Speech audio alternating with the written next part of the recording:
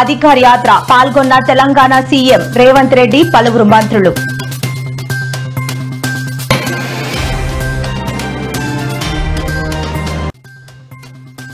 బంగాళాఖాతంలో 48 గంటల్లో అల్పపీడనం ఏర్పడే అవకాశం వెల్లడించిన వాతావరణ శాఖ అధికారులు.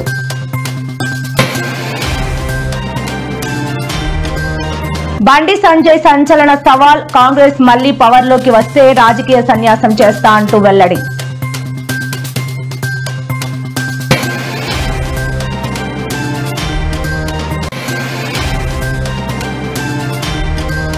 మంత్రి నారాయణ వైసీపీ సర్కార్పై సంచలన వ్యాఖ్యలు, రాష్ట్రంలో 100 కోట్ల స్కామ్ జరిగింది అంటూ వెల్లడి.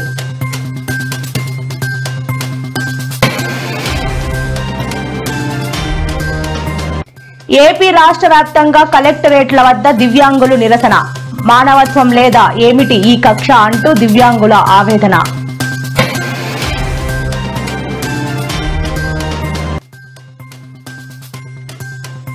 జూనియర్ ఎన్టీఆర్ వివాదంపై పయ్యావుల కేశవ్ స్పందన, ఆ అంశాన్ని కొనసాగించడం భావ్యం కాదని వ్యాఖ్య.